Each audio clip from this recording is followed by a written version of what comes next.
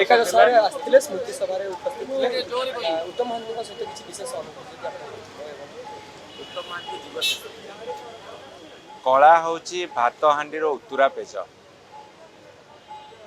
जहाँ पाखे कला भरपूर अच्छी से आप आप उतरी आसे। उत्तम महांती से भली जन व्यक्तित्व जी ओडिशार कला जगत को गोटे विराट अवदान रखिंट।